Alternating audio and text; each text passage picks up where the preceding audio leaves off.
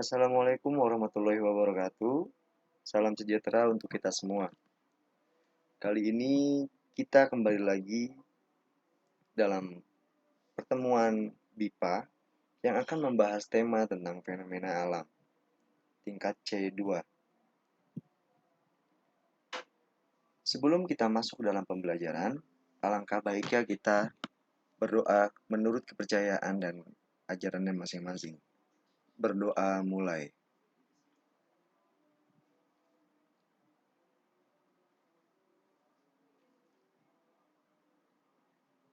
Doa selesai. Ya, apa kabarnya anak-anak semuanya?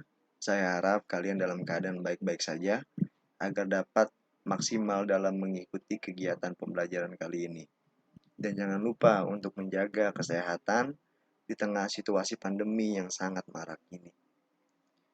Sebelum kita masuk ke dalam pembelajaran yang lebih lanjut, saya akan memberitahukan mengenai kegiatan pembelajaran yang akan berlangsung dalam pembelajaran ini.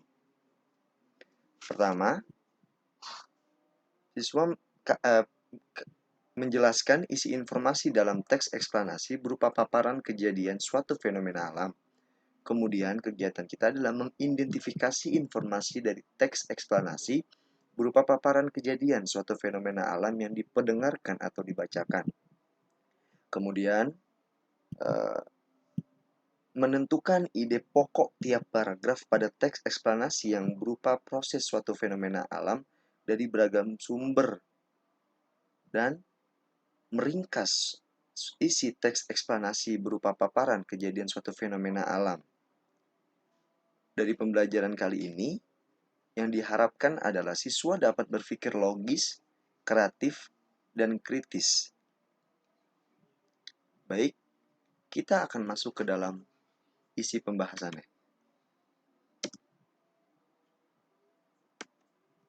Indikator.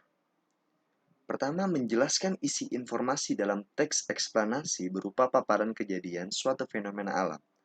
Kemudian, menentukan ide pokok tiap paragraf pada teks eksplanasi yang berupa proses suatu fenomena dari beragam sumber yang didengar atau dibacakan. Ketiga, menyimpulkan informasi teks eksplanasi berupa paparan kejadian suatu fenomena alam yang didengarkan atau dibaca. Dalam pembelajaran ini tentunya kita memiliki tujuan. Ada beberapa tujuan dalam pembelajaran kali ini. Yang pertama, menjelaskan pengertian teks eksplanasi dengan tepat dan percaya diri. Tujuan pembelajaran kali ini yang pertama adalah itu. Siswa dapat memahami apa pengertian dari teks eksplanasi dan menjelaskannya dengan tepat dan penuh rasa percaya diri. Yang kedua, mengidentifikasi informasi teks eksplanasi berupa paparan kejadian suatu fenomena alam dengan tepat dan bertanggung jawab.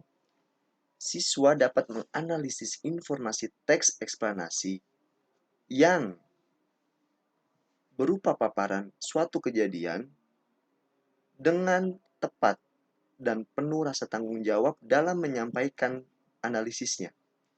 Ketiga, siswa menyimpulkan informasi teks eksplanasi berupa paparan kejadian suatu fenomena alam dengan tepat dan peduli. Lanjutnya, sebelum kita membahas tentang fenomena alam, tadi terdapat kalimat eksplanasi. Apa sih yang dimaksud dengan teks eksplanasi? Di sini saya akan menjelaskan. Teks eksplanasi adalah salah satu jenis teks yang dikembangkan berdasarkan kaidah ilmiah. Teks ini bertujuan untuk menjelaskan sebuah fenomena, baik itu alam, sosial, dan budaya dari sudut pandang ilmiah. Ciri khas dari teks eksplanasi adalah penjelasannya yang kronologis dan aspek kausalitas. Apa itu? Sebab akibat, tentang bagaimana dan mengapa sebuah peristiwa itu dapat terjadi. Ya, kita akan membahas tentang fenomena alam. Maka, lebih baik kita mengetahui dulu apa yang dimaksud dengan fenomena alam. Fenomena alam adalah peristiwa artifisial, alami, dalam pandangan fisika, dan kemudian tak diciptakan oleh manusia, meskipun dapat mempengaruhi manusia. misalkan bakteri, penuaan, bencana alam. Contoh umum dari fenomena alam ialah letusan gunung berapi, perubahan cuaca, dan juga pembusukan. Sebagian besar fenomena alam tak berbahaya, misalkan seperti hujan, itu merupakan fenomena alam. Fenomena alam yang berbahaya itu seperti letusan gunung berapi, tsunami, tornado, itu dapat menimbulkan kematian. Fenomena adalah hal yang luar biasa dalam kehidupan dan dapat terjadi dengan tidak terduga dan nampak mustahil dalam pandangan manusia. Salah satu contoh fenomena alam yang saya ambil adalah tsunami. Apa sih tsunami? Tsunami ialah gelombang air besar yang diakibatkan oleh gangguan di dasar laut, seperti gempa bumi. Gangguan ini membentuk gelombang yang menyebar ke segala arah dengan kecepatan gelombang mencapai 600 sampai 900 km per jam. Ini sangat cepat. Saat mencapai pantai, tsunami kadang menghantam daratan berupa dinding air raksasa, terutama pada tsunami-tsunami besar. Namun, bentuk yang lebih umum ialah naiknya permukaan air secara tiba-tiba. Kenaikan permukaan ini pun sangat tinggi, bisa mencapai 15 sampai 30 meter, yang menyebabkan banjir dengan kecepatan arus hingga 90 km per jam. Ini menjangkau beberapa kilometer dari pantai dan menyebabkan kerusakan dan korban jiwa yang besar. Seperti kalian lihat di sini ada teks mengenai berita tsunami Aceh yang terjadi pada 16 tahun lalu, tepatnya 2004. Saya akan bacakan. Kontan.co.id. Ini merupakan sumbernya. Tsunami Aceh terjadi tepat pada 16 tahun yang lalu. Tsunami Aceh merupakan bencana alam terbesar itu terjadi pada 26 Desember 2004. Gelombang tsunami menyapu pesisir Aceh pasca gempa dangkal berkekuatan 9,3 skala Richter yang terjadi di dasar Samudra Hindia. Gempa yang terjadi bahkan disebut ahli sebagai gempa terbesar kelima yang pernah ada dalam sejarah. Kejadian itu terjadi pada hari Minggu, hari yang semestinya bisa digunakan oleh masyarakat untuk beristirahat, berkumpul bersama keluarga, dan menikmati libur akhir pekan bersama. Tetapi tidak dengan Minggu saat itu. Masyarakat justru harus berhadapan dengan alam yang tengah menunjukkan kekuatannya, yang sungguh sangat kuat. Tsunami Aceh didahului gempa. Mengutip dari DW 23/12/2014, maksudnya di sini adalah Desember tanggal 23 tahun 2014. Tsunami Aceh didahului gempa yang terjadi pada pukul 07.59 waktu Indonesia Barat.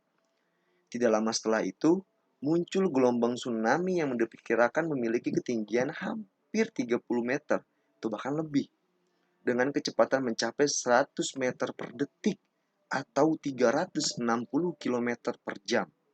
Gelombang besar nan kuat ini tidak hanya menghanyutkan warga, binatang ternak, menghancurkan pemukiman bahkan satu wilayah, namun juga berhasil menyeret sebuah kapal ke tengah daratan. Wow, kapal itu ialah kapal PLTD Apo yang terseret hingga 5 km dari kawasan perairan ke tengah daratan. Kemudian, tsunami Aceh, bencana kemanusiaan terbesar. Sehari setelah kejadian, Persatuan Bangsa-Bangsa atau PBB menyatakan bencana alam tsunami Aceh ini sebagai bencana kemanusiaan terbesar yang pernah terjadi. Sejak saat itu, bantuan internasional pun berdatangan untuk menolong masyarakat yang terkena bencana tsunami Aceh. Termasuk pesawat militer dari Jerman hingga kapal induk milik Amerika Serikat didatangkan ke lokasi bencana. Selang beberapa hari dan proses pencarian korban terus digencarkan, PBB pada 4 Januari 2005 mengeluarkan taksiran awal bahwa jumlah korban tewas akibat tsunami Aceh sangat mungkin melebihi angka 200.000 jiwa. Wow, ini korban yang sangat banyak. Berdasarkan Kompas, tanggal 26 bulan Desember 2020, jumlah korban dari peristiwa alam tsunami Aceh tersebut mencapai 230.000 jiwa.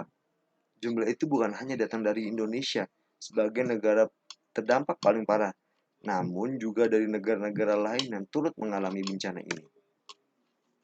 Ya, kesimpulan yang bisa kita ambil adalah dari pembelajaran BIPA C2 ini yang mengangkat tema fenomena alam, kita dapat simpulkan bahwa fenomena alam merupakan suatu kejadian alami yang terjadi secara begitu saja dan tanpa ada sangkut paut tangan manusia.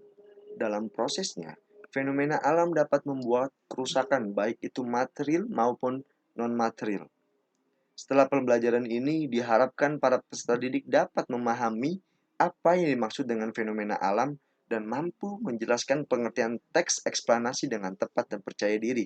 Kemudian, siswa dapat mengidentifikasi informasi teks eksplanasi berupa paparan kejadian suatu fenomena alam dengan tepat dan bertanggung jawab. Kemudian, siswa dapat menyimpulkan informasi teks eksplanasi berupa paparan kejadian suatu fenomena alam dengan tepat dan peduli. Ya,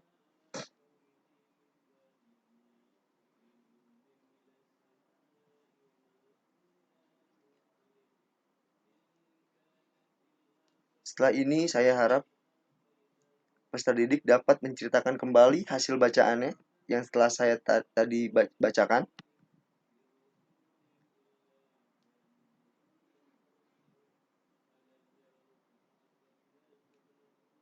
Oke,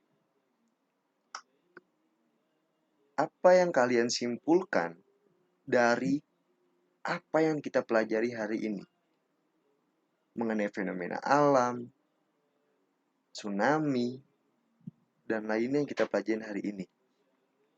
Apa yang kalian simpulkan dari materi yang sudah saya ajarkan? Baik, kita bisa diskusi mengenai hal ini. Apa yang ingin Anda tanyakan kepada saya? Oke, semuanya sudah selesai? Baik,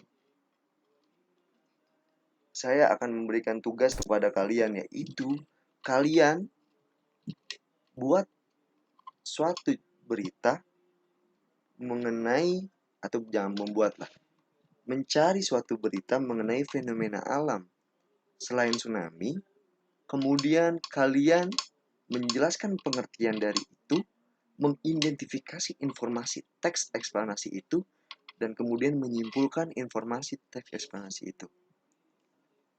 Baik, jika sudah tidak ada pertanyaan, saya akhiri pertemuan kali ini. Terima kasih atas waktu dan kesempatan kali ini.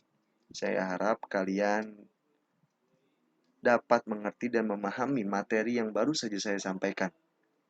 Kurang lebihnya saya mohon maaf. Assalamualaikum warahmatullahi wabarakatuh. Salam sejahtera untuk kita semua. Salam.